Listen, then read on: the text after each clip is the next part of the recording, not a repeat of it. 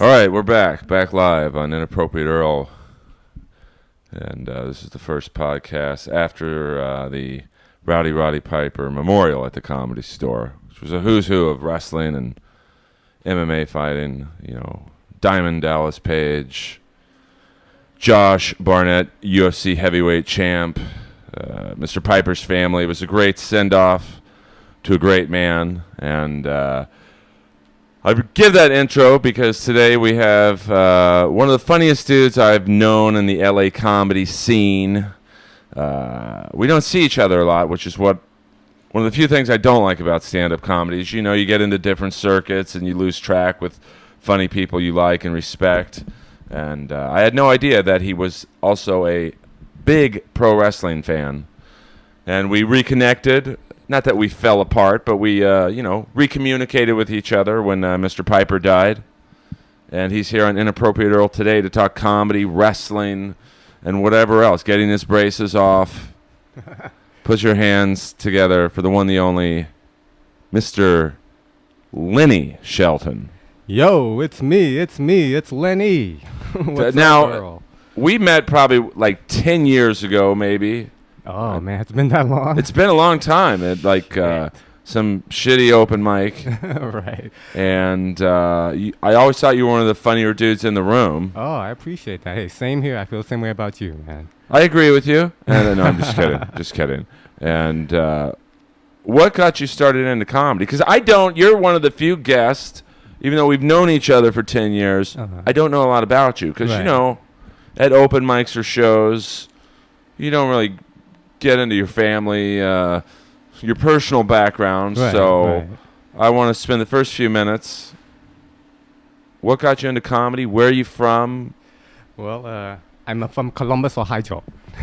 No, I'm just kidding. No, I'm from New York City, and I guess what got me into comedy was, a lot of the typical stuff, wanting attention, being bullied as a kid and, feeling like an outsider and just, wanting to make people laugh, to get attention, to make friends, get people on your side. And I always grew up, just loving comedy, loving sitcoms. I grew up during the 80s comedy boom, when there was a million stand-up shows on TV, and I used to watch them all. And I don't know, I just always loved it. But I never really seriously considered being a stand-up until I was like in my mid-20s. When I finally said, fuck, I'm going to move to L.A. and do it, so. Now, when you say you got bullied, let me describe you to my audience. This is a audio-only podcast. You are African-American. Correct. But you are... You kind of could be confused for white. I don't know. I don't know if I'm... Tell the cops that. Right, well, I'll tell them that if they pull you over. Just say I'm white.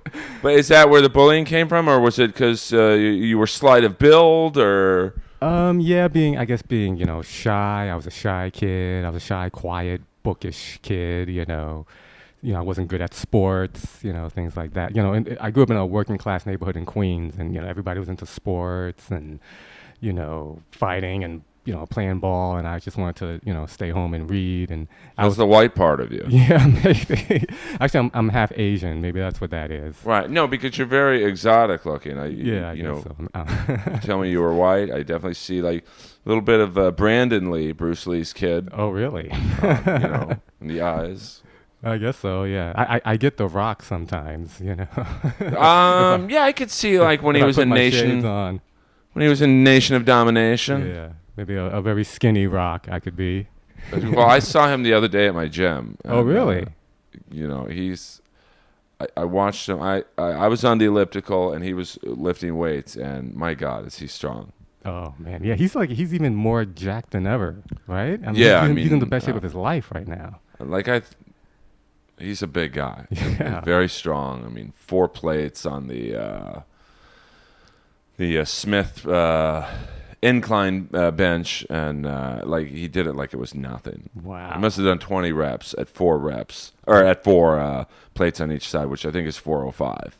Whoa. And he had on his Muhammad Ali hoodie, and he had his Dr. Dre mammoth headphones on.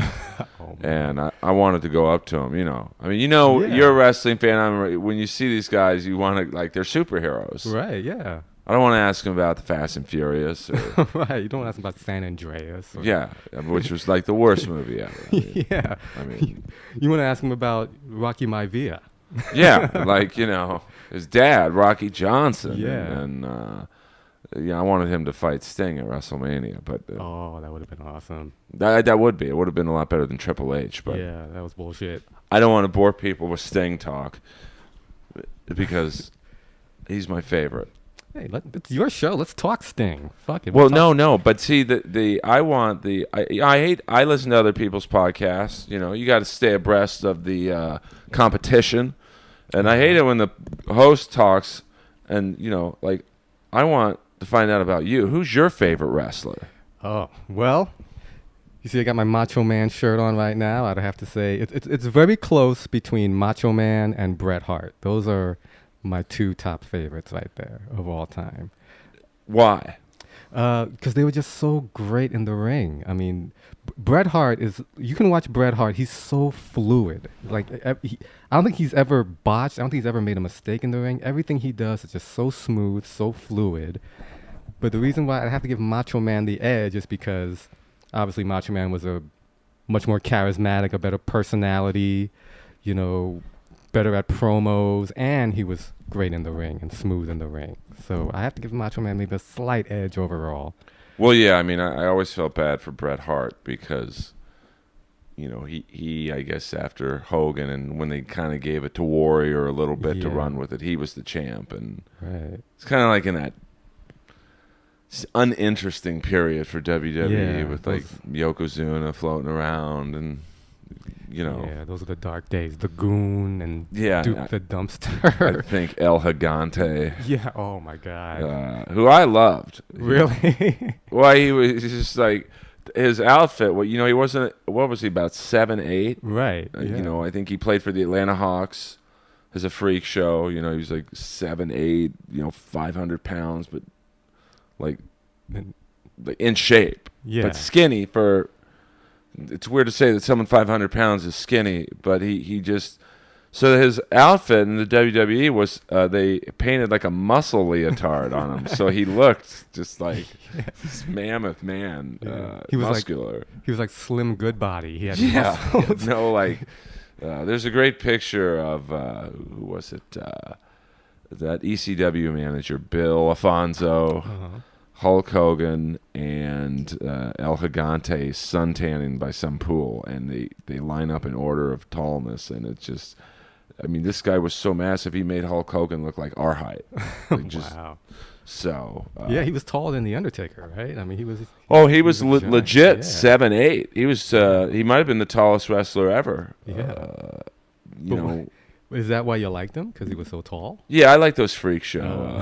Like I like Mark Henry. Oh, Mark Henry's cool. Literally one of the world's strongest men. Yeah. And, like the Ultimate Warrior, because he was just so much bigger than everybody. And I don't see, like Bret Hart, Macho Man, good wrestler, great wrestlers. Mm-hmm. I like the freak shows. Yeah. I mean, I have to say, as a kid, my favorite wrestler was Hulk Hogan. Obviously, it was Hulk Hogan. I was a huge Hogan mark, and it was because he was so huge, so big. At that time, you had never seen a guy that big. You never seen a guy with muscles that big. You only saw guys like that maybe in like old pictures of the circus. Right, bodybuilding. Yeah, exactly. Yeah, but as I got older, I grew more to appreciate guys like Macho Man and Bret Hart because they were just better wrestlers than Hulk. Hulk Hogan was probably the worst wrestler, technical wrestler. Yeah. But which is funny because his match with the Warrior, who might be the rest in peace, of course, who might have been the second worst technical wrestler. Their match in WrestleMania 6 at the Sky Dome in Toronto might go down as one of the best matches ever. Absolutely. Which is crazy. Absolutely. It's like putting two shitty actors in a film. Like Universal Soldier with Van Damme and Lundgren.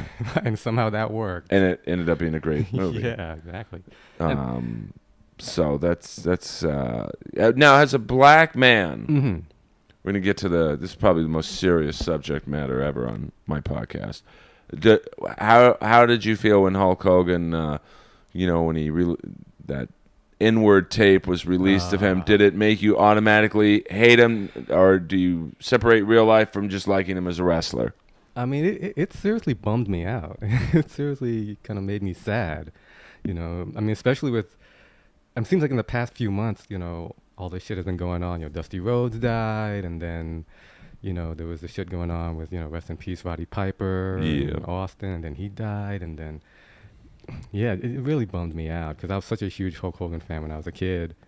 And I went to Raw. I went to the Raw before WrestleMania this year. Oh, wow. Yeah. Was it Staples? At the Staples Center, yeah. And when Hulk Hogan came out, he was a surprise guest. When he came out, I marked out just like I was, 8 years old again, And to hear him say that, it made me kind of sad. But, yeah, I can still separate Hulk Hogan, the crappy dude from Hulk Hogan, the character that I grew up loving. It's just hard, like... I don't think white people have a word that is as hard-hitting as the N-word is to African Americans. I mean, cracker doesn't really have the same... No.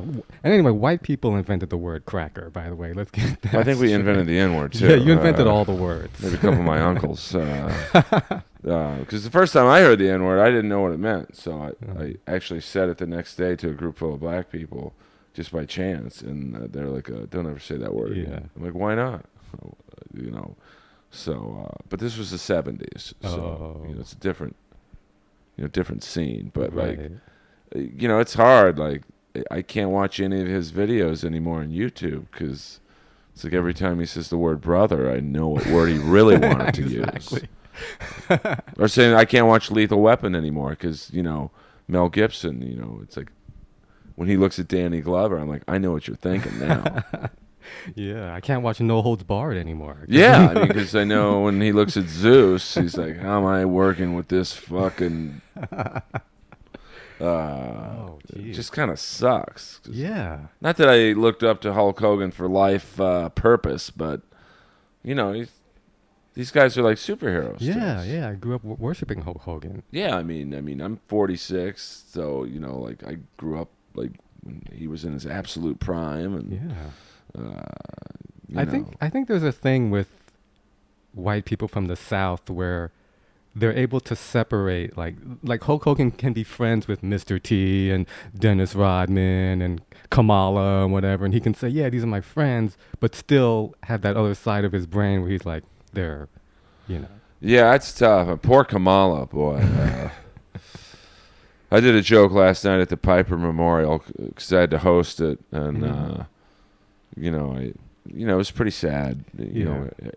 All the speakers were great, and I thought, well, I'm going to need to do a joke to just lighten the mood. I'm like, hey guys, I just got a text from Kamala. He's rolling down here any minute. And all the wrestlers laughed because they got that. He has no legs now. Right. Oh. So, and his book, by the way, Kamala Speaks. I know you just bought a copy of it. Of course. And you brought it to take a picture. Right, A great book. Really? It's because he talks about like the racism that he had to face, and like wrestling in the '70s and in the South as like one of the few black wrestlers. Right. The only gimmick they would give him was this out of control savage. And he was a good wrestler. Like he came from a background of like being a good he wasn't like Bret Hart, but right. And so it was kind of interesting to and how he must have felt when Jerry Lawler came up with that gimmick. Like, here, listen here, boy. Yeah. That's totally like some of the stories are just like the things he, like when he would walk through the crowd and people were calling him the N-word, and Jerry Lawler was responsible for coming up with the gimmick, which probably tells you a lot about Jerry Lawler. I mean, who would come up with it, like, that gimmick? I know, right? The first thing you see when you see a big black guy is like, oh, yeah. Yeah, let's make him a savage. African savage. Would walk around barefoot. And Which he says, I don't want to ruin the book, for you or anyone else, but he believes that because he walked around barefoot for so long, backstage and on dirty rings, and that it might have been part of the reason why he had to amputate both his legs. Oh, like what? He got like a massive staph infection in both of his legs. I mean, it might have been that he didn't really take care of his diabetes for 20 years, but I'm not a doctor, but right, it might have been all that southern cooking he was eating. Yeah. You could tell by Kamala's body he didn't exactly do DDP yoga or anything really. Nothing. No, he wasn't in the gym with The Rock. Yeah. No, The Rock is just like, you see these guys on TV, and it's like, oh, they're pretty, but they look normal size because they're all the same size. Right. But when you take a wrestler and put him in a room full of like guys like us, it's like, oh my God, this guy's a big guy. Yeah. And I wanted to, go up to him, but I was just too scared. Yeah. I went up to CM Punk once at this gym. Oh, really? And he's normal, like compared. He's about our size. Fuck it, I'm just gonna go up to him. I say, hey, Mr. Punk, you're the only reason I watch it, man. And he just looked at me and goes, don't say that. I'm like, oh, okay, well, nice to meet you. Wow. Well, so he really is an asshole in real life. Yeah, I mean, he's just... I'm not even a thank you before you said Yeah, that. I thought, oh, this is a good ass-kissing thing. It's not too fanboyish, but, at the time, he really was the only reason I watched, because he's so good on the mic. Yeah. And he's amazing technical. He's almost like kind of like a macho man. Like, he's great on the mic and in the ring. Yeah. Some guys are one or the other. Exactly. Like Roman Reigns, great look. Can take great bumps. I mean, what he did against Lesnar. Oh yeah. I mean, Jesus Christ, that was amazing. Yeah. Took like 10 suplexes. But he's not really that great on the mic. Nah. Yeah, he might be. He's young. Yeah, he could learn. I mean, he's a likable guy. It's hard for me to dislike a guy like Roman Reigns. He's so likable. He's part of that whole Samoan dynasty. You know? And he's a good wrestler. Got a great look. I was kind of sad when there was that whole backlash against him.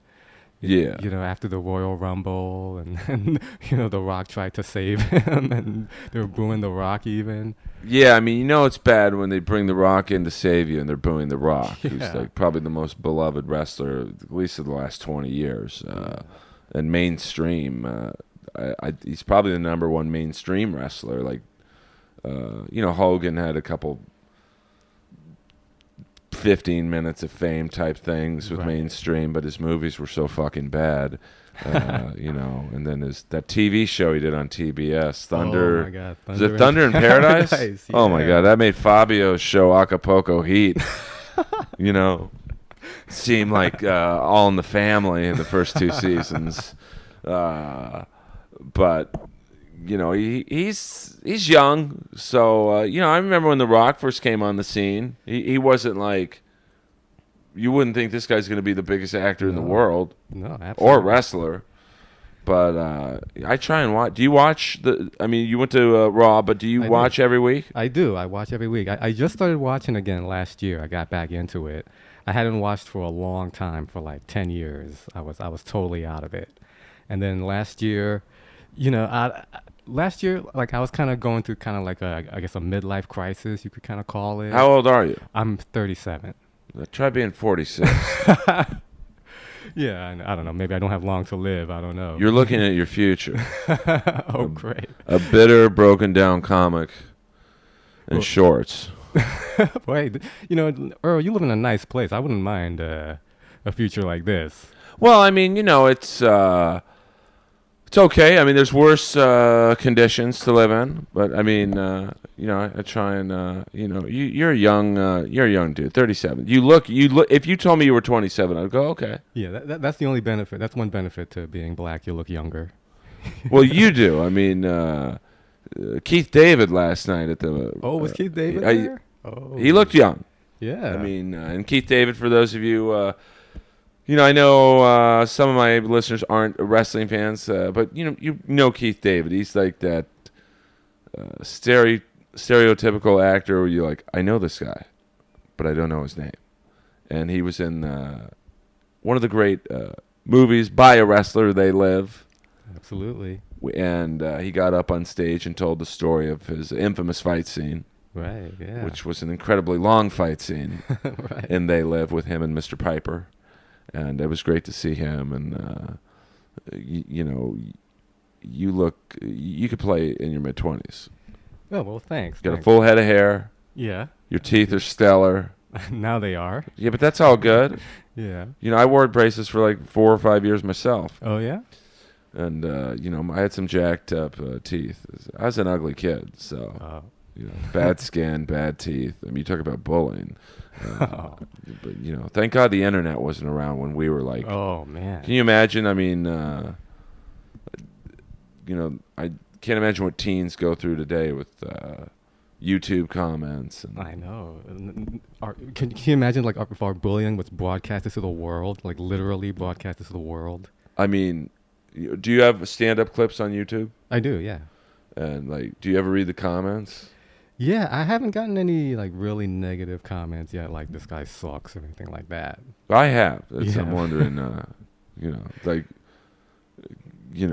Piper podcast. His fans were so like rowdy. And, really? Oh my God, they were brutal. I had to stop reading them. Like, man, why would they come after you? I mean, they know you're his friend. He loved you. Well, I didn't really want to do the podcast because I know I'm a fan. Like, if I'm listening to, a Macho Man podcast or, a Warrior podcast, I don't want to hear from some sidekick. I don't know who they are.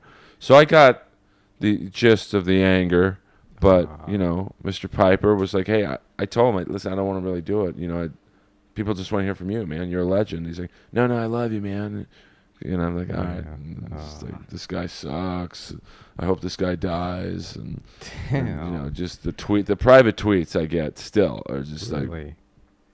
Like you killed Piper with your shitty comedy. Come on. So, but you're so likable. You are off stage the same as you are on stage. I can't imagine you ever being mad. Oh no, I get mad. Oh, I get mad, sure. And sometimes I channel that through my comedy. I mean, I've had audiences dislike me for sure. Absolutely. When you how would you describe your comedy? Would you because you always were like when I would see you, I would say you were smarter than most of the people in the room. Like you wouldn't just do hacky subjects. You wouldn't do a Donald Trump hair joke. You would break down his policies instead. Yeah. I mean, yeah, that's what I try to do. I mean, I guess I consider myself, I just talk about what's going on in the world, social commentator, I guess, if you want to put a label on it. That's pretty much what I do. And sometimes when you do that, people will disagree with you. People will be like, that's not true. Or, right. People sometimes will come up to you and say, well, actually, they try to debate with you. So I've had that happen to me. Like, and that's especially true. We've certainly graduated from the open mic scene, but like when I first met you, I admired you because you did your political commentating style of comedy in an open mic, which is brutal because you're usually at a loud bar where there's a bunch of drunk racist freaks, and it's risky style and it's one thing to do it at the Improv where people paid to see you. Right. It's another thing to do it at an open mic where, it looks like The Accused is going to be filmed. I mean, Michael's Pub, the Liquid Zoo, that Moose Lodge, the Moose Lodge in Burbank. I think that's where we met, right? The Moose Lodge? Yeah, I think, which was probably the best of the rooms that we used to do from the standpoint of, they would do a comedy night, for those of you listening, at a Moose Lodge in Burbank. And, never really a lot of crowd, just a bunch of old timers, at this Moose Lodge. And, but still they would act up if they didn't like you. Yeah. So you had to be. True. Yeah. I'm convinced that Moose Lodge was previously a KKK chapter and they just changed the name. Yeah. No, it definitely had a tone of that they've had some specific meetings there that Hulk Hogan would have felt at home at. But, now, I don't know why this popped into my head, but are you going to go see Straight Outta Compton? Absolutely. Yeah. What theater? I'd like to. I'm trying to map out where I'm going to see it. You got to go to the AMC Burbank or. Yeah, I'm trying to see like Beverly Hills, Yeah. maybe. I'm trying to. It's crazy that because I figure, and a few people, it's not really a joke, but like you seriously go, okay, if there was a shooting in an Amy Schumer movie, Mm-hmm. Yeah. there's got to be trouble straight out of Compton, or maybe not. Maybe not, because really. Because I remember 20 years ago, there were some shootings at the Boys in the Hood. That was going on in Colors. That was going on 20 years ago. But nothing like that has really happened since then. All the shootings in the past few years have been white people. It's been at the curious case of Benjamin Button. There was a shooting, train wreck, there's shootings. So, yeah, I don't think you have to worry about that. Well, I mean, someone brought up a point that there probably won't be any shootings at straight out of Compton because it's going to be hard to want to shoot someone next to you when they might have a bigger gun. And I'm not a rap music fan, but I am so obsessed with Suge Knight that I want to see how they portray him, which I hear they don't exactly portray him in the best of light. Yeah, well, how could you possibly portray him in a good light? Well, yeah, you're right there. What positive qualities does he have? Was a good businessman, and then I'm not. I always see it. He became a mythical figure to me because I would always see him around West Hollywood. Like you'd go into Mel's Diner at 3 or 4 in the morning, which is right by the Comedy Store, and he'd be there by himself or with a hoe. And I'm like, we could get shot here. I mean, I have to. Now, do you like rap music? Absolutely, yeah. But so the history of him and being a Blood or associated with the Bloods. I mean, do you find it crazy that I have to assume he's got death threats. Of course. Or contracts out on him to kill him. Yeah. And it just always blew me away that he would just be alone by himself or with a girl.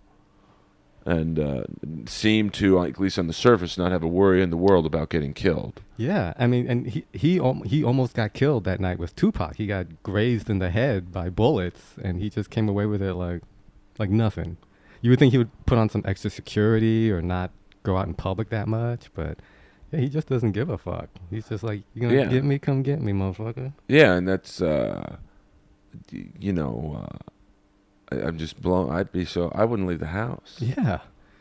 Like I know Edward James Olmos when he did that movie American Me. I never thought I'd talk about Edward James Olmos and Suge Knight within 2 sentences, but he had a contract out on his life because I guess the Mexican mob was not exactly thrilled with some of their portrayal in the movie. Really? And he didn't leave the house. Like he's like, I'm good, man. I'll film. I'll do some YouTube videos or something until the heat clears. And I just, still am amazed at his cockiness. And I'm amazed that someone didn't kill him. I mean, like, yeah. Didn't somebody try to kill him a few months ago? Yeah, I think he got shot in the leg or something, and it's like, how do you just shoot him in the leg? He's like 350 pounds, and it was from at close range. Yeah. And then I think he was in that parking lot of the fast food place in Compton, and I guess he went to go see Dr. Dre, and the whole scene broke out, and he ran over someone and killed him. It's on tape, and he still is denying it. God. Who's your favorite rap, not band, but do you have a favorite artist from the genre? Favorite artist of all time? Probably A Tribe Called Quest. I have to say, I'm from Queens, New York, and yeah, they're probably the biggest group to come out of there. And also, of course, I loved NWA. Of course, I loved Snoop.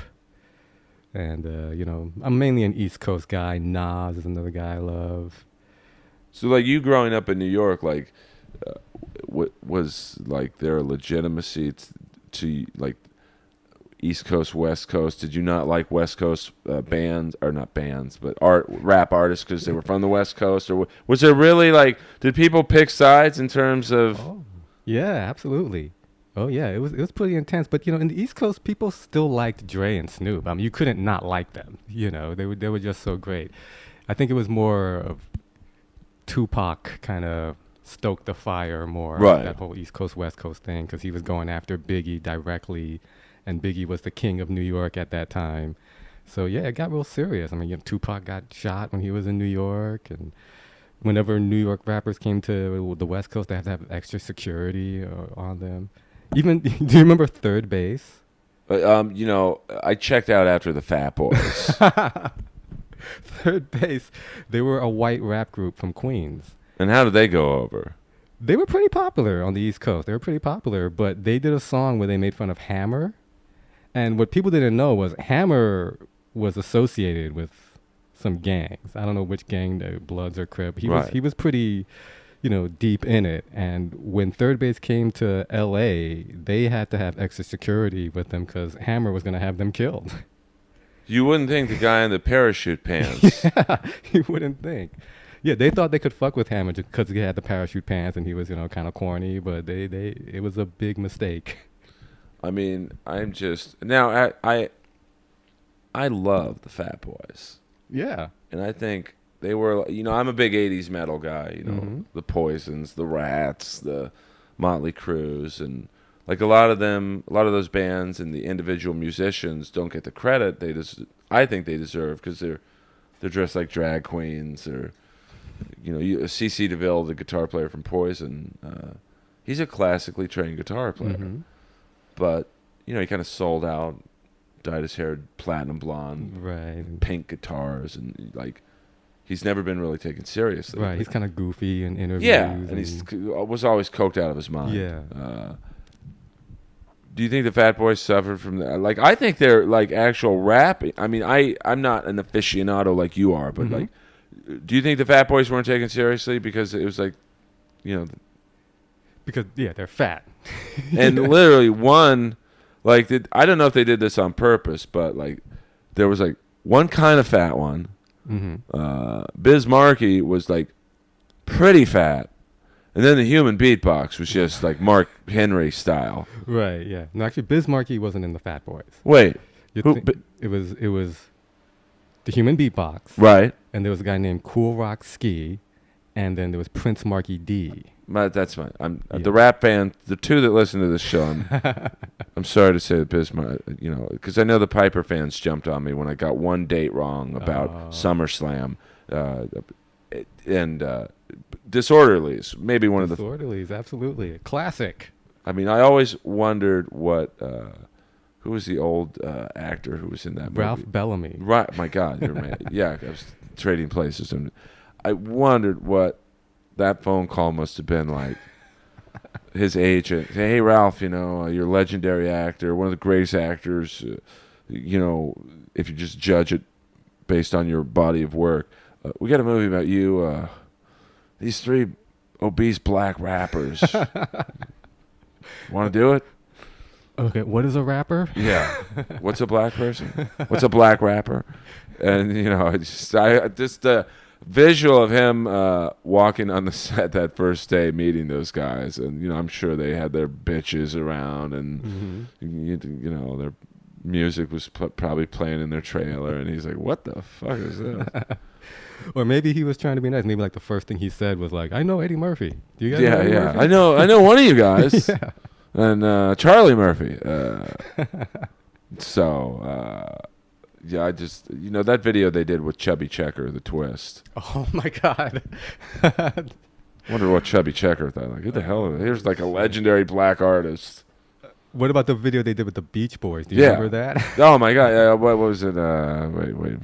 What was that song? Wipe Out. Yeah. Oh, my God. Brian Wilson was like, thank God my brain cells are gone. And John Stamos. He got in there. I think he was the fourth drummer. Yeah. But Fat Boys as rappers, where do they even rank in the top 20? You do have a point. The Fat Boys were really great, legitimate rappers when they first started. I mean, if you go back and listen to their early stuff, they were really good. Especially Prince Markie D. He was a really great rapper, but they played up that fat guy goofy gimmick, and they did Disorderlies and stuff like that, and it was funny. But yeah, it did come back to bite them in the end because people stopped taking them seriously. I mean, I'm sure as an artist, whether you're a comic or, I would almost say Carrot Top is someone who, he's really funny. But his image and, his changing facial and body. I mean, he's I think I'm relatively big guy. He makes me look like I've never hit a gym in my life. All right. But he's legitimately funny, and people kind of like, he's not funny, or, I mean, I'm trying to really broaden my musical horizons. Mm-hmm. And Billy Idol's guitar player, almost the same problem as CeCe DeVille or the Fat Boys. He's amazing guitar player. But he looks like a Jersey Shore housewife. He's got the the black, just crazy hair and super tan, and he wears like these one-piece like leather outfits, and Does he have like penciled eyebrows? yeah, it's a whole deal. Oh my God. His name is Steve Stevens, and he put out a flamenco album, but just on his own. And every person I've said listen to this, and I don't tell who it is, just what do you think of it? And they're like, this is amazing music. And then I show them a picture of Steve Stevens. They're like, Jesus Christ. They turn it off automatically. Were there a lot of rap artists who, like, you think their image hurt them, who were like the Fat Boys, who did the song I Like Big Butts? Sir Mix-a-Lot? Sir Mix-a-Lot, yeah. Like, he's a great rapper, but do you think... Was. I mean, that's, a lot of bands I like had that one song that just killed their image. Yeah. Like, we can't take you seriously. Yeah, exactly. So Mix-a-Lot was another guy who was, a pretty well-respected rapper in the late 80s coming out of Seattle. But now all everybody thinks about him is just him sitting on a giant ass. With the butts. Yeah. Yeah, and then he tried to do another song. He did a song about titties, put them on the glass. He tried to keep it going, with the butts and the asses, and then that just ruined his gimmick. Now, I heard a song the other day that I'm obsessed with. I can't say the title. I'm going to... it's called Can a Blank Get a Table Dance? Right. Who sang that song? I believe that's from a Chris Rock album. Oh, so it's not a legitimate... No, it's not a legitimate... Oh, it's Chris Rock singing it. Yeah, I believe I think that's from Bigger and Blacker. Okay. I enjoyed this. I mean, it's like... I don't know who sings it, but yeah. And it's the GGA ending. It's not Kenna. It's not the hardcore. It's not the Hulk Hogan. Yeah, it's the, it's like GGA instead of the ER ending. But it's like, it's kind of a catchy song. I felt bad for liking it. No, you should like it. Well, I could appreciate, I'm not a huge rap, fan, and like, NWA is amazing. Public Enemy, I mean, but I just, the music's too serious for me. Yeah. And, I can't relate to it. Like, as a Jew growing up in Bel Air, I didn't have a lot of rap role models. Really? Because I would think that you would love NWA, because I think what made NWA so popular was white people who were so far removed from that lifestyle that this was like a look into that. Like, wow, this is whole other world going on. Right. I mean, I'm not a poser, though. I mean, for some reason, I always gravitated towards Eazy-E because he always wore a King's hat. Oh. And, I'm assuming he wasn't a hockey fan, but no, probably not. The Kings in the late 80s, before Gretzky came, it was like, if Eazy-E could name one King pre-Gretzky, I'd be pretty fucking impressed. Although Eazy-E was a Republican, so you never know. Maybe he was going to those games. Yeah, no, I mean, I always, I guess according to the movie, he was like the promoter, like, he was the guy who said, hey, I met this guy at a party, he says he can produce, like, he was like the, not the brains, I guess Dr. Dre and, was like the real brains, but Eazy-E was like the guy who got them the gigs. Yeah, he had the connections, yeah, absolutely. Who's your favorite member of NWA? Oh, my favorite member of NWA, man, I guess I'd have to say Dre. I mean, the body of work. No, it's unbelievable. It's unbelievable, and of course he was responsible for all those beats, all those classic beats, the Chronic, Snoop Dogg, and all the way till today. I mean, yeah, nobody's touching Dr. Dre. Well, I saw him once at my gym, and I got to be honest with you. Not that he cares about some wacky white guy's opinion, but I don't really like his headphones, to be honest. Yeah, they're overrated. Those headphones. That's just the whole big marketing ploy.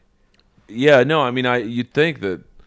Wow, this guy's life has been in the studio, and literally from 15 to now, and you think he would have, like, I don't know. No, he has nothing to do with those headphones. Don't tell me that. A bunch of nerdy white guys made them, and then Dre just puts his name on them. Like, yeah, all right. I mean, are you a music Connoisseur. Yeah, I would say so. So Yeah. what do you think are the best headphones? The best headphones? Or like, do you have? I mean, do you like? How do you listen to music usually? iPod or? Yeah, I usually listen on just the earbuds. Right, right. Yeah, I'm not like a technical connoisseur. Like I know what's the best sound system and stuff Right, like right. that. Yeah, but the music itself, I love. I mean, I'm mainly 80s and 90s rock and hip hop. That's my era. That's mainly what I listen to. Oh, it's the best era. It is. It certainly is. Who's like your favorite non-rap, like rock? Who do you gravitate to? No, for rock, I mean, growing up in the '80s, man, I loved all those rock bands from the '80s. Motley Crue, Really? Guns N' Roses, Metallica. I mean, yeah, that was my shit, man. Bon Jovi. Oh yeah. Wow, I mean, you don't meet many black metal fans. Yeah, I mean, yeah, I don't really think much of it. I mean, I grew up in Queens, New York, and it wasn't really a big deal of what kind of music you like. We just all liked, whatever we thought was cool. I mean, was there's a drinking. Now I've never had a drink in my life, but the last time I went to a Cheap Trick concert, I said to the guy I was with, who, believe me, has had a drink. I'm like, you got to take a shot every time you see a black person at a Cheap Trick concert, and he only took about 2 shots. Yeah. A lot of African Americans running around the Cheap Trick show. Where did you see most of your concerts growing up? The Garden?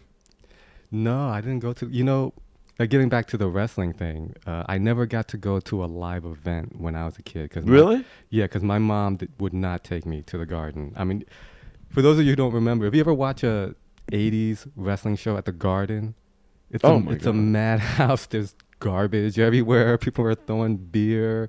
So my mom wouldn't take me there. She was like, no way. I am not going to be sitting in the middle of all that. Yeah, no, she might have. Now I'm starting to see Kamalo's point why he might have lost his legs. Yeah. Walking around Madison Square Garden barefoot. So, when was your first live wrestling show? My first live wrestling event was when I went to the Raw before. Oh, really? Yeah, that was my first one. Yeah, yeah. I never had the money or the ability to go until now, and for like I said, for 10 years I didn't watch, so I didn't have any interest in going. So. What got you back into it?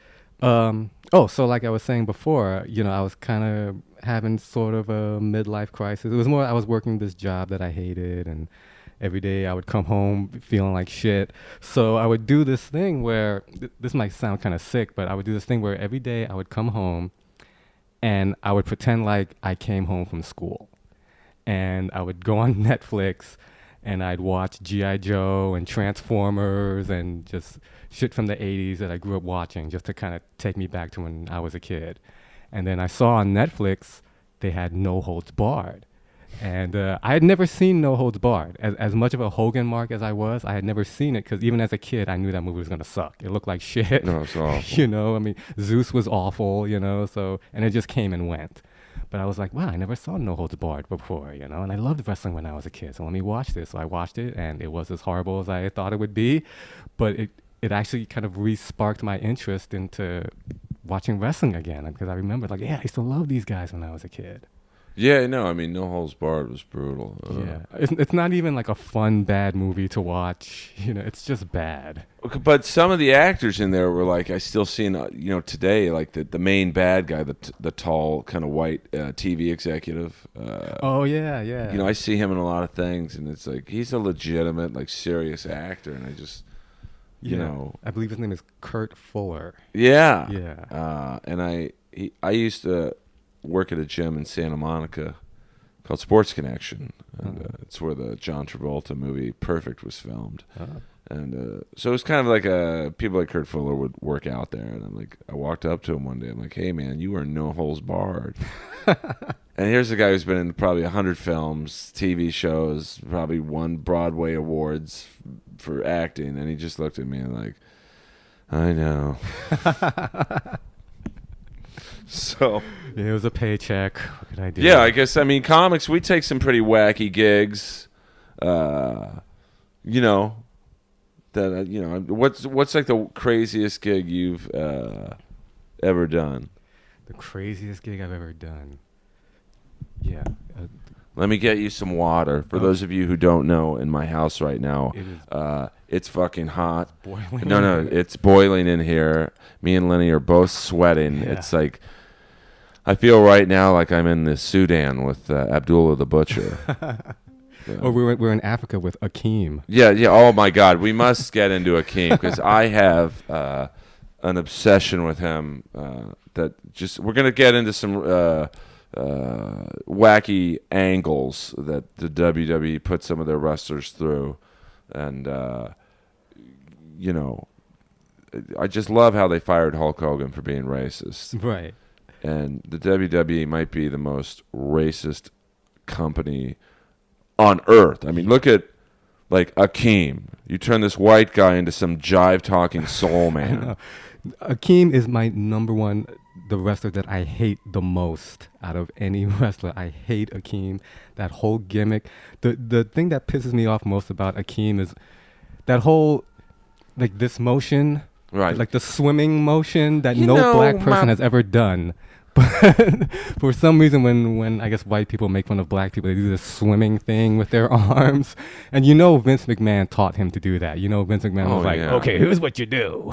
Yeah, they like had, that's the funniest thing is they probably took him in like a dance studio or some small room and had some white guy go in there and go, hey, this is how black people talk and walk. Right.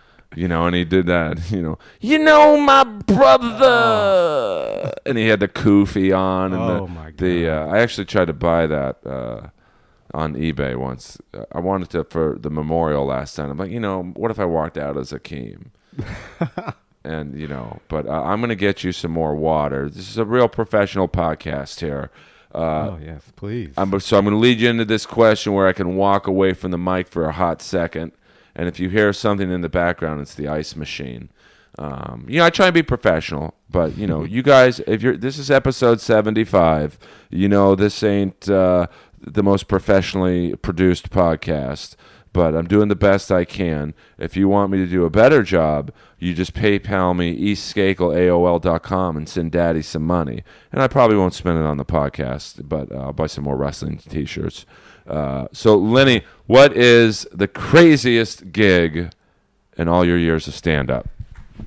Probably the worst gig I've ever had was I did a set at this gay bar in San Diego. It was called the Brass Rail, and it was a cool place, and I thought they'd be receptive to me because I have, I don't have any like anti-gay material. I do material that's pro-gay marriage. And even though I was going through my pro-gay material, for some reason, like, they were just heckling me and just giving me dirty looks. And, because gay men can be real dismissive when they want to be, when they're mad at you. And I couldn't even understand why they were mad at me because I wasn't saying anything bad about them. I thought I was like, hey, I'm your friend, gay guys. I like everything you're doing. But for some reason, I don't know why, but they just turned on me. They were just booing and hissing and snapping and rolling their eyes, and oh man, it was definitely the worst set I've ever had. I walked out of there with my head hanging down, just everybody just staring at me. I haven't had anything crazy where I've threatened to be attacked or had things thrown at me, but I've had dirty looks and just, people just hating me. You can feel the hate when you're coming off the stage. Well, gay bars are definitely, or gay audiences, I find them to be almost the greatest crowds or the worst. Like, if you don't get them, it's over. Yeah. But if you do, it's magic. It's like playing a black room. I mean, yeah. I don't do a lot of black rooms, but, the few I've done, it's like, I think they give you that minute respect of, all right, this guy's white, he looks like he does, and he's in our room, we'll give him a shot. But if you lose him, it's brutal. Yeah, I mean, I've done that same material in front of gay audiences and got cheered and gotten big laughs, but for some reason that night they they did not like me. And how do you deal with bombing? I mean, you just go home and cry. That's all you can do. Have you gone home and cried after a set? I did one time, but it wasn't just because of the set. Like, there was a time I was going through like a rough time, and then the bad set just compounded everything. Right. It's just like, oh fuck, everything sucks. You know? Oh, it's a tough business, man. Yeah, but after a bad set, I mean, there's really nothing you can do. I mean, it sucks, but really all you can do is just be like, all right, on to the next set. Especially if you're doing material that you know is good and you know works, but it just didn't work that night. You're just like, all right, it'll work another night. Yeah, I mean, I did a joke last night, a wrestling joke that, if there's ever room this is going to do well in, it's this room. And, it's wrestlers, UFC fighters, and, it didn't quite work as I had anticipated. But, you just, it's either you keep going or you quit. Yeah. And if you quit, no one's going to care. People would be I would quit if I thought people would care. Of course people would care. Not really. They'd be like, hey, that's just one. If you or I quit tomorrow, I mean, we're pretty well liked. I mean, 10 years I've known you, never once heard a bad word about you. Not even a hint of a bad word about you. You probably haven't heard any word about me. Right. But, I mean, that's good. In the world of comedy, silence is golden. With all the shit talkers we have in this business. But as well liked as you are, as I am, I think, if we quit tomorrow, people will be like, that's just one comic we don't have to deal with anymore. Yeah, I know. Yeah, it can be brutal that way. Yeah, that's the weird thing about comics. Comics think like, oh, I'll knock him out of the way and then I move up. But no, you don't. Not really. You're not moving up. You're moving lateral. Exactly, yeah. But, that's... it's not like wrestling.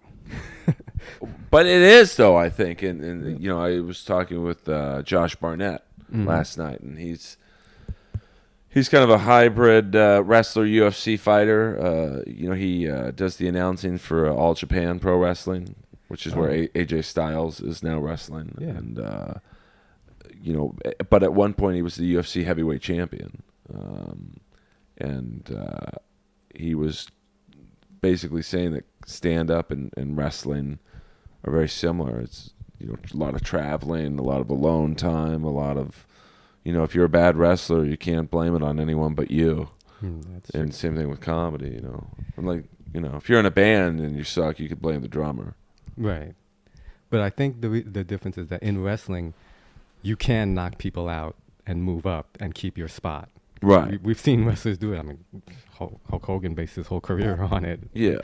Knocking people out the box just so he can keep his spot. But I think in comedy, it doesn't work that way.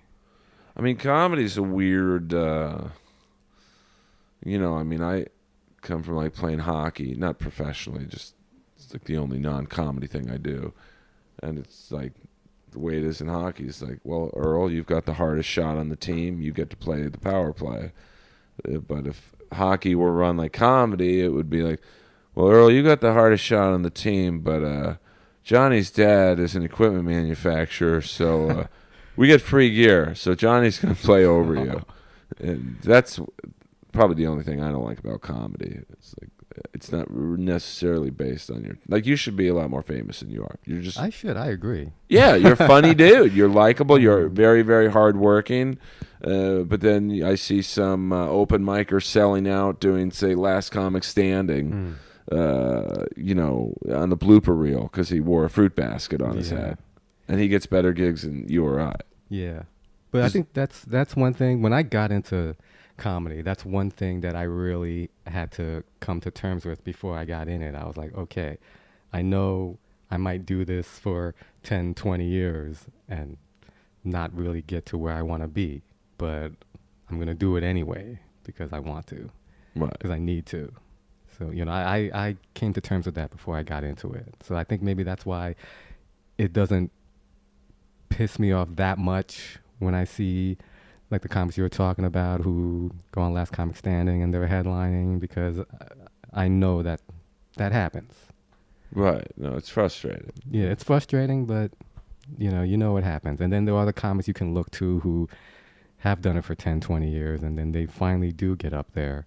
So oh, that can happen. Yeah, like Russell Peters, I think. Yeah, absolutely. Struggled for probably 10 years before he, really, now he plays arenas. Yeah. Not that I wouldn't mind playing in front of those crowds, but not that you have to reach that level of success to be successful. I think there's different levels, and some people want to headline a book show, and Mm-hmm. that's success to Yeah. them. And then some people want to be, at the Improv or Comedy Store. And, there's like, what is success for you in comedy? What like, as of today, if you could, would it be getting on a late night talk show as a comic, or writing on a show? Well, success to me would just be making a living in comedy. That's all I've ever wanted to do when I got into comedy, just be able to make a living, not necessarily be famous or be a headliner or be a star. If I could just say that I pay all my bills from doing something comedy related, whether it be performing or writing, then I'm a success. Now, we talked about what the craziest gig you've ever had. What's the best gig you've ever had? Oh man, the best gig I've ever had. Wow. I mean, I've had a lot of fun gigs. Probably the best gig I've ever had is I perform fairly regularly at the Ice House. That's great. Yeah, and pretty much every time I've performed there, it's been one of the best gigs I've ever had. Great club in Pasadena. Yeah, great club. The audiences are great. They come to watch comedy. Right. They're not coming for any other ulterior motive. So yeah, I would have to say like the last time I did the Ice House was the best gig I ever had. Oh, great. Yeah. Do you get to open up for a lot of like what shows do you get on there? Like, Oh, I get to host the show there at the Stage 2. okay. Yeah, I host there, the Sunday night show, and we always get great crowds and great lineups, and I just always have a blast whenever I do it. So if you're local in the L.A. Pasadena area, Sunday night, Stage 2, go see Lenny Shelton. Tell him Earl sent you. You'll have to pay the same price. Well, another really good gig I had, I would have to say, because one time I did a set at Flappers, and I had a good set. I had fun, but what really made it special for me was Rick Overton. Oh, he's the best. Rick Overton, yeah, I grew up loving Rick Overton. He was one of my favorite comics growing up, and he came up to me. He said, "I really liked your set. Really good material, really smart. I loved it." So that was very special for me to have a comic that I grew up loving come up to me, take the time to come up to me and say that he liked what I did. Yeah, I'll always remember that. I mean, Rick Overton, that's like one of the scary things about this business. And he's famous for sure. Mm-hmm. But like he should, like, and it gets back to what we were just talking about, what's famous or what's successful to you. But like, to me, he should be like on a Steve Martin level. Like, yeah. He's just like so smart but funny, and like, it's like, wow, if he's not like super well known by comedy fans know who he is. Mm-hmm. He's a legend to me. Yeah, absolutely. But it's like, wow, man, I got a long way to go. Yeah. Yeah. How long has he been doing it? It's been at least 40 years? 30 years. I mean, I was on a show with him a couple months ago, that Troy Conrad's show, Set List. Mm-hmm. Which is, it's basically an improvised. You don't do your act. Troy has a screen on the stage, and he puts up just random words, and you're supposed to talk about it like it's a regular part of your act. Like he would put, Village People, Hulk Hogan, and you're just supposed to instantly go into, a 2 or 3 minute bit. About the Village People or Hulk Hogan or anything related to those two. And, I went up first and did, I thought about as well as I could have done. And I kind of, to myself, was like, all right, let's see anyone in the room follow that. And Rick Overton went up after me, and like 2 minutes in, I felt like I had bombed. Right. Like he was just like, just on Yeah. miles ahead of me. So, that show that I talked about that I did with him, he just got up and just ad-libbed his whole set and just destroyed. yeah, and he's a great actor too. I think he was Yeah. on that show Leverage with Oh, right, I yeah. think Kevin Bacon. I don't know if it's on the air anymore. I like a lot of bad TV, so most of my shows don't last 2-3 seasons. So. Like Acapulco Heat. Acapulco Heat with Fabio. I saw him at my gym the other day. And I'm like, I like to give celebrities like Fabio like kind of like semi-backhanded compliments, and so I literally walked up to him, hey man, I loved Acapulco Heat, wish it was still on. And he looked at me like, fuck off.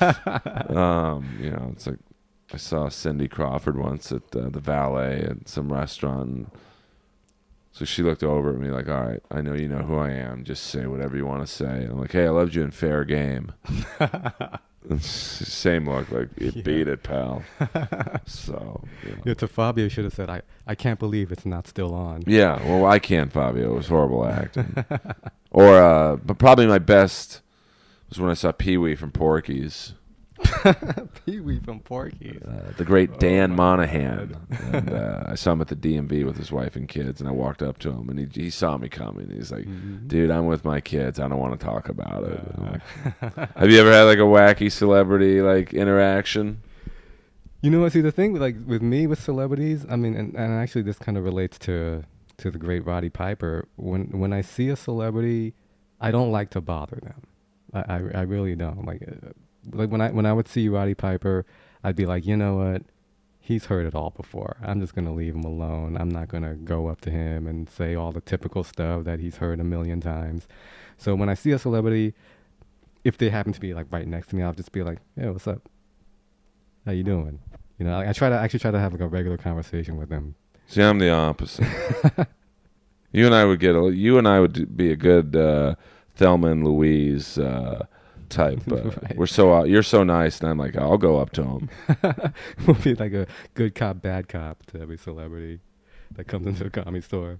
Oh well, the Comedy Store is, it's another animal. That almost encourages you to go up to celebrities and go, hey man, the first time I met Roddy Piper, it was like, hey, how big were Mark Henry's shits?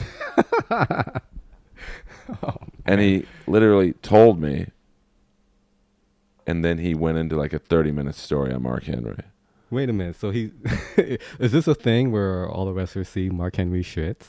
Well, I'm assuming you're back. You've been backstage in a green room, and you get to know comics on that the audience doesn't get to know while they're on stage. Maybe I farted or something, or I'm not going to fart on stage. Right. And he was just, that was the best thing about meeting Piper, was like you could ask him the craziest questions and he would answer them, and then he would go into a story about that. I said, hey, was Kamala really from Africa?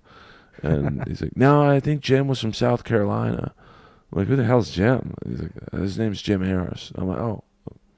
And then he'd tell, we wrestled in Mid-South one time, and he shit his pants on his finisher move, and against Bad News Brown. And, it was just like, it was just, he was the best. But, I think a lot of the comics were too afraid to be stupid with him. Yeah, I definitely was. Because, he was kind of a quiet guy, and when I would see him around, and I just felt like, I don't want to bother him, He's a legend, Who am I? But, I grew up loving Roddy Piper. I mean, him and Hulk Hogan in the 80s, those were the two top guys for me. Roddy Piper was the funniest. I mean, he's probably the funniest wrestler ever, I would say. Because he was so over the top with the character. Yeah. And it's like, that's the funny thing, is like, his character was, I hated him as a kid. And I told him that. And he got all bummed out. He's like, wow, you got literally like legitimately sad. Mm-hmm. Because there was no internet in the 80s. So, like, if someone was brought out to the ring as from Scotland and a bad guy, you believed it. Like, right. You thought, like, the Ultimate Warrior was from parts unknown. And Sting was, when he was Surfer Sting, he was like a surfer from Venice Beach. Right. And Abdullah the Butcher was from the Sudan. And, so it was like, I really thought Roddy Piper was a dick. Mm-hmm. And like hitting Snook over the head with a coconut, and right, beating up that jobber Frankie Williams. Like he was. I thought he was from Cuba, and then it turns out he was just some dude from Ohio. Yeah, Frankie Williams. Yeah. So, but that made Piper's character. Like Mm-hmm. I kind of wish the internet wasn't around for wrestling anyway, just because. now it's where everyone's from. Yeah. You know that Ron Simmons isn't from the Nation of Domination. Right. Akeem, the African Dream, is the one-man gang. Slick isn't really an actual pimp. So Do you remember? Do you have a specific moment that ruined kayfabe for you? I mean, as a kid, I remember watching Eddie Gilbert wrestle in the WWF, and one week he broke his neck, and then the next week he was wrestling again, and I'm like, Jesus Christ, that's amazing. This guy's got a fucking broken neck, and he's like taking chair shots from Moondog, Maine. But I think the one was when I actually met Kamala. Oh, really? My dad, I don't want to bore people too long with a story, but my dad was friends with this very famous pro wrestling referee, and he was a pro wrestler himself in the 50s, called the Count, Billy Varga.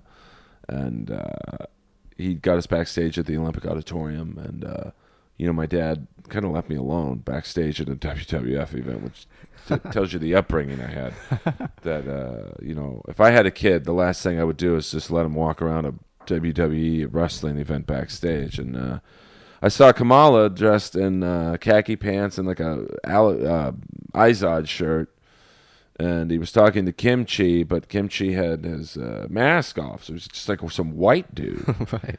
And I think they kind of both saw me staring at them like I was looking at the Empire State Building from the bottom. It's like, wow. And they're like, come over here. And I'm like, and I just stared at him. He's like, hi, I'm Jim. And he had his makeup on and grass skirt. And I'm like, no, you're not. You're Kamala. And what are you doing speaking English? And he's like, they both kind of looked at each other like, oh, we don't want to ruin this guy's this kid's image, so he just started pounding his belly. And I'm like, well, and then I'm looking at Kimchi going, well, you're white. And I just kind of walked off. And that was probably like, oh, are they characters or are they real? So that was like mine. What was your introduction into maybe this not being completely real? Well, the moment that ruined it for me was when Vince McMahon got into that trouble with the steroid trial, that whole steroid scandal that happened. That started in about 91. And I remember seeing Vince McMahon on the news giving a press conference, and they introduced Vince McMahon as the president of the WWF. And I was like, no, Jack Tunney is the president of the WWF. Right. Vince McMahon's the announcer. What are they talking about? Oh, he's tricking them, right? And then, he gave his whole speech, and then they interviewed Hacksaw Jim Duggan. And he was speaking normally. He was just like, yeah, I've never taken steroids. No one's ever given me steroids. And I was like, wow, he's not retarded. He's not from the backwoods of Georgia like I thought he was from, or wherever he was from. So yeah, that ruined it for me. After that, I was like, oh, wow. So yeah, it's not real, huh? Yeah, like I remember that steroid trial. You saw like, I think the Ultimate Warrior and like Hulk Hogan coming to the courthouse in like suits, and it's like, wait a minute, the Ultimate Warrior's some parts unknown. He doesn't wear a suit and tie, and like the superstar Billy Graham, it was like Hulk Hogan before Hulk Hogan was like like a golf shirt, and it was like you saw them all out of their character. Like I think it would have been funny if they all went to the courthouse and like they're in their characters. Right? Yeah, Nail should have came in his prison garb. Yeah, and like Big Boss Man could have been twirling his, which by the way, Big Boss Man and Akeem, when they were, I have a shirt upstairs I had to buy on eBay. Their tag team was called the Twin Towers. Right, yeah. And some schmuck made a T-shirt with a picture of Akeem and Big Boss Man standing together, kind of looking like the Twin Towers of New York. And at the bottom it says never forget. And when I wear that shirt to work out in, I get the dirtiest looks from people, probably from New York. Right. And but it's such it's a great shirt. So obviously not wrestling fans. No, I mean it. I can appreciate a good creativity in the world of marketing. Yeah. And I bought 2 Kamala shirts recently. That Yeah. one is just all brown, so it looks like you're black if you're wearing it, with a Kamala's head in the middle. Oh. And then the other is just another all brown shirt where it's got the 2 I guess like moons, 2 stars on the chest and the moon on his belly, and so it looks like you painted yourself. People must be like, that's the most racist shirt I've I ever know. I mean, I'm working out the other day at my gym, and I've got the Kamala shirt with his face on in the middle. And like I think it was Terrell Owens walked by me, and he just looked at me like, "You fucking idiot," And it looks like the logo, like an old logo, like for Oh, it looks Darky toothpaste or something. It looks like the. I was like, I don't like talking about myself on the podcast, as you know, but my dad was away on business a lot as a kid, so we had. I don't want to say caretaker. I certainly don't want to say butler. He was more like a surrogate stepfather. Uncle, faux uncle. He was an African American man by the name of Leroy. Of course he was. And I mean dark skinned. I mean, this you got to remember, this is the 70s in Bel Air. There was 2 black people in Bel Air, OJ and Kareem. Uncle Phil wasn't there yet. No. So kind of light-skinned brothers were in Bel Air yet. And Leroy was like Dikembe Mutombo black. And we got pulled over several times when he was taking me to school. Wow. Because he had like a green Dodge Charger. And here's this white kid in the back, the blackest guy on earth driving. And Leroy every Tuesday would take me to Sambo's. Oh, man. And Sambo's eventually became Denny's, which they had their race issues, right. if I recall. Yes. About a decade ago, employees said they were a racist company, and if you remember, the logo for Sambo's was like kind of a guy who looked like Kamala, with like a bone ring sticking through his nose, and it's just crazy that and that's what I loved about one of the good things about being a little older is like there were some crazy things back in the 70s and 80s. And that wasn't that long ago.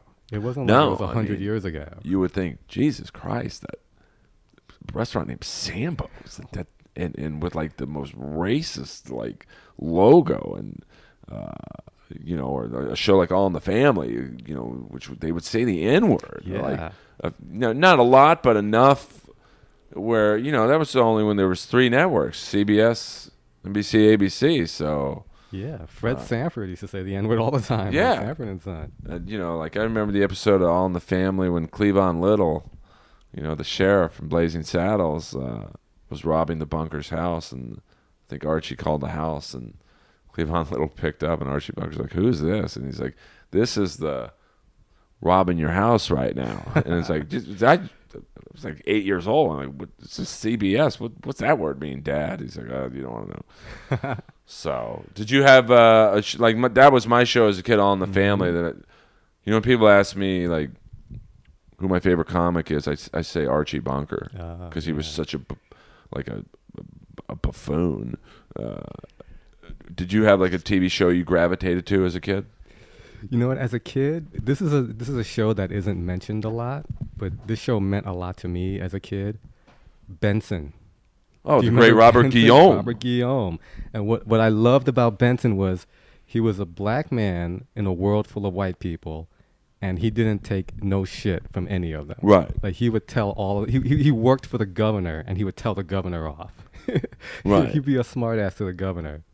No, he was. That was a spin-off, I think, of Soap. Right. Where he was the butler in Soap, and then he was so like might have been the best part of Soap, and that shows you Soap was a pretty racy show. It was, yeah, for that time, yeah. I just wish people could I wish there was a time machine where at least we could bring back old TV shows, and the shit that's on TV today is just like when Big Brother's one of the best shows on TV. That's not good. Yeah. I mean, I know I'm getting old because like now all the shows I watch are on like Antenna TV or Yeah. or Me TV, just the shows that I grew up watching. Oh, it's just like I mean, All in the Family. MASH. A show that I really loved, and part of it was filmed at my high school, was The White Shadow. Oh, I love The White Shadow. Especially the first two seasons. Yeah. Third Oh, season was like kind of jumped the shark. right. But oh yeah, oh Salami. Oh, Salami was like that, and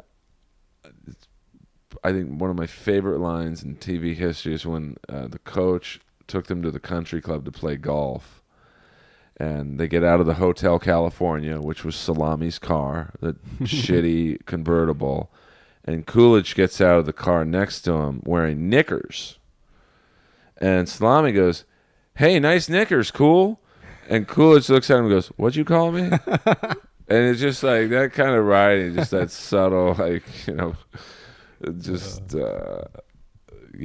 But that show tackled a lot of crazy, like I think there was an abortion episode, Yeah. and There's an episode one of the kids got killed. Remember, he got Jackson yeah, he got caught in up the in liquor a store, robbery and he got killed. Yeah. and I always wondered like how Goldstein was a starter on a team in the ghetto. So, I know, right? I mean, I think white kids were bussed in back then. yeah, but there's no Jew was going to start at Carver High. I mean, that's like you wouldn't send a Jewish kid to Mater Dei, Oh, yeah. which is a high school known for their high school basketball program out here, and it's predominantly a black school. You wouldn't see some like Jewish kid getting starting minutes. Yeah. I think that was one of the writer's fantasies. He put himself Yeah. in there. I mean, that's what I loved about Good Times was really the only one of the few shows that had some black writers on it. Like, because all those shows were like black shows, like the Jeffersons. I wouldn't say The White Shadow was a black show, but it was primarily focused on race issues. Right. And with a white coach, they had white writing staffs. Yeah. So exactly. Yeah. The White Shadow shouldn't have been called the White Knight because that was the fantasy of the White Knight comes in to the black neighborhood and saves all the black kids and teaches them how to behave. Yeah, like they're unruly savages, Yeah. and you need Coach Reeves, but that show was just so like, I don't know if it was intentional, but the way like when there's an episode where Coolidge went Hollywood and he got like an acting gig. And so the team invades one of those Hollywood Hills parties, and Thorpe is ordering a drink, and he's like, "Give me a martini on the rocks, hold the ice." It's like, that's what I said. It's such a good show. And Yeah. Thorpe is actually a huge director now. Oh, is he? Yeah, Yeah. Kevin Hooks. Like a lot of TV shows. Like he did most of Prison Break. Yeah. Which is my guilty pleasure. Do you have a guilty? What's your guilty pleasure show? My guilty pleasure show? I don't know if this counts as a guilty pleasure, but because you brought up MASH earlier, and this actually leads to one of the reasons why I got bullied as a kid, because I was the only kid in school that had a MASH book bag. Oh, really? Yeah. I mean, this was in, I guess, 1989. I loved MASH. I was the only kid that liked MASH, basically. No kid liked MASH. No like 10-year-old kid liked MASH. But I had a MASH book bag. I had a MASH button with a picture of the cast on it. What did you like about it? I just thought, well, I loved Hawkeye. He was so funny. He had the wisecracks all the time. Like I grew up like I wanted to be like Hawkeye. I was like, yeah, I'm gonna be funny like that. I always have the funny wisecrack. And I guess as a kid, I picked up on what they were trying to do. The writing was smart. The acting was always so good. And I just loved it. I was the only kid that loved MASH. All the kids made fun of me. And I was like, oh, MASH, that's for old people. Right. Yeah, but I loved it. I remember being kicked in my MASH book bag. Oh, really? Yeah. They were like, MASH. Right. Now, what were the kids like? What were they watching? Like, I mean, I'm trying to think what was going on. They were watching like Family Matters and Right. 8 is Enough. 8 is Enough. Yeah, Oh yeah. They did show 8 is Enough. Yeah, they did show reruns of 8 is Enough back then. But they're mainly watching, like Family Matters, Step by Step, stuff like that. What's happening? What's happening? Yeah. Oh man, do people even remember what's happening anymore? They should, because that was, I've watched every. By the way, on my TV right now is Hillary Clinton meeting with the Black Lives Matter protesters, and I've seen Triple H sketches with more realism. Have you seen this clip? No, I haven't. Oh, it's just her. Now all of a sudden she's getting in with the black vote. I mean, come on. It's like that time a couple years ago she was running for president. She went to that Southern church and literally started talking in a Southern, almost like a plantation. Right. Like, I've been good to all you all. It's like, what are you, fucking going to the Dexter Manley School of, reading?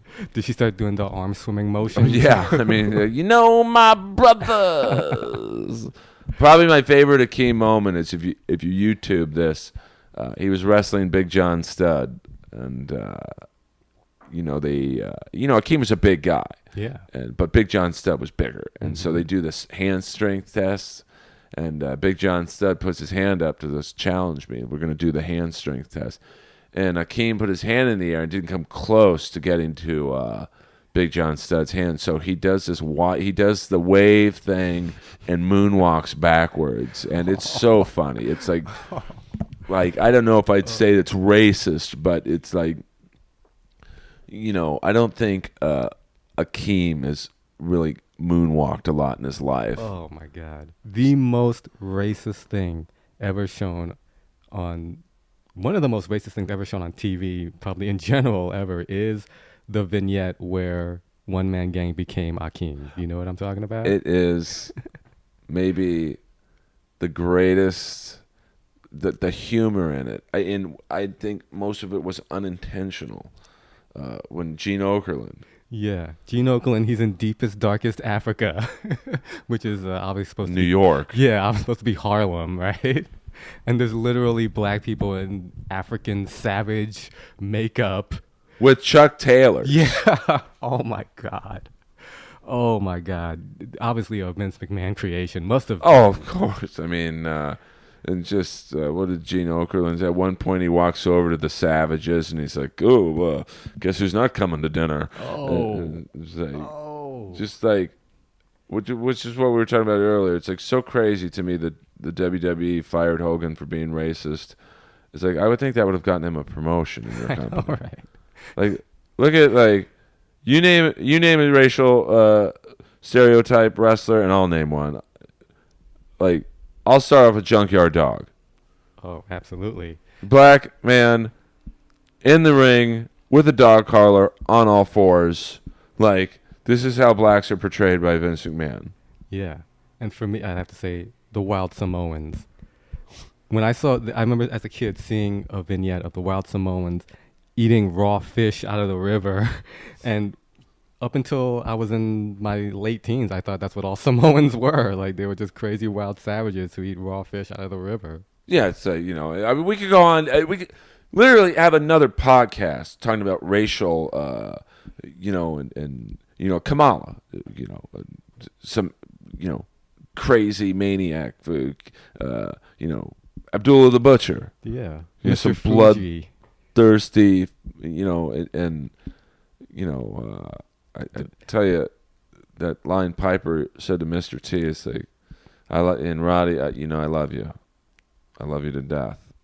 And I cried a lot when I got the call that you had moved on to the ring in the sky. But I remember that one Piper's Pit you had with Mr. T where you said, you got more chains than your ancestors. Oh. Oh, classic. And then that one episode where he painted himself half black, half white. Yeah, to fight Bad News Brown. Who was a legit judo champion. Yeah, Olympic medalist in judo. There's a great, I won't spoil it for you because I want you to get your money's worth of the Kamala book. There's a great Andre the Giant Bad News Brown story. Oh, I've heard this story. Where, Andre the Giant, let's just say he called Bad News Brown a word he shouldn't have. Mm-hmm. And they had some problems in the ring. Oh, yeah. And one involved food poisoning in the finishing move that went askew. Yeah. But if you haven't read Kamala's book, go to KamalaSpeaks.com, buy a book. All the proceeds go to Kamala, James Harris. He's got a lot of medical issues. He lost both legs to diabetes. So, the world of pro wrestling is a very brutal business, much like comedy. And these guys, once they're not stars anymore, are just discarded. And Kamal's a great guy. And, great guy. Great read and for a great cause. Yeah, it's and I know, probably doesn't seem like $20, and he autographs every book. It doesn't seem like it would help him a lot, but if, a lot of us buy it, like me and Lenny have, you guys buy it, a couple hundred people buy it or whatever, it helps him somehow. Yeah. So please do that. And, Lenny, I could talk to you for hours. Yeah, I could talk wrestling all day long, man. And next SummerSlam. Why don't we do? SummerSlam's coming up. Yeah, it's this week. I've got the network. I had the illegal password, and then I by accident paid for it. So now I legally. Maybe we'll do next week if you're around a SummerSlam review. Yeah, absolutely. Undertaker's back. Undertaker will be meeting Lesnar, and I'm hearing rumors that something will happen at some point in the night with Sting, setting up the I think what everyone believes to be the last match for both of them at WrestleMania 32 in Texas. Yes, the dream match. Well, it should have happened this year, but Triple H just had to get that ego boosted like it can't get boosted anymore. But hell, we could talk all day about the missed moves of the WWE, but we'll save that for another podcast. Where can people get a hold of you? Facebook and Twitter, Instagram. Do you do Instagram? No, I don't do Instagram. I don't know. I'm very slow to all this stuff. I mean, I just got on Twitter. I'm very slow to all this stuff. But you can find me on Facebook and Twitter, Lenny Shelton, at Lenny Shelton. I don't have an Instagram, but that's where, I'll be posting all my jokes and dates. Hopefully you'll like them all. Now, this episode will be released tomorrow. Do you have any shows coming up, like Ice House, or any shows you want to let people know where you're at? So if you're in L.A., you can see Lenny. Yeah, I'm doing a show called Cupcake Vagina next week. Is that Laura Hayden's? I'm not sure. I mean, I was booked by a gentleman named Michael James Benson, one of the funniest comics around. And, yes, I can. Michael James Benson, great guy, great comic. Great guy, great comic, and he was nice enough to have me on his show at Echoes Under Sunset next week. So, which is in Los Feliz, I guess. Would you say? I believe that area is Echo Park. Okay, so if you're around Echo Park next week, do you know the day? Tuesday. Next Tuesday night, Echo Park. Echoes Under Sunset is a real cool, hip room. It's a fun place to see a show, and go see Lenny there. Facebook and Twitter, Lenny Shelton. Not Lonnie Shelton, the great Seattle Super. You're not related to him, are you? No, I'm not. No. He's one of my favorite players as a kid. Wasn't that good of a shooter, but he could rebound like a motherfucker.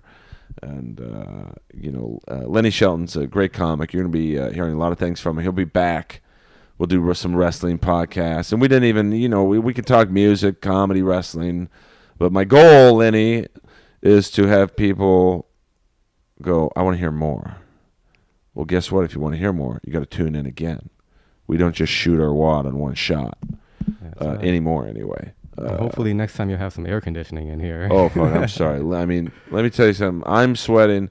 Lenny is sweating like Shaq at a reading comprehension test. So I do apologize for that. This is the second worst I've ever felt for a guest. The first guest was Big Irish Jay Hollinsworth, who's a very funny comic and about 440 pounds. Oh. And it was even hotter that day. And you've never seen a white guy sweat so much. Oh, man. Other than when they were in the Rodney King jury in Simi Valley.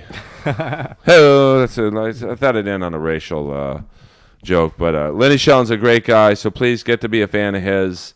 He's an awesome comic and a good friend, And hopefully this leads us to do some wrestling podcasts because,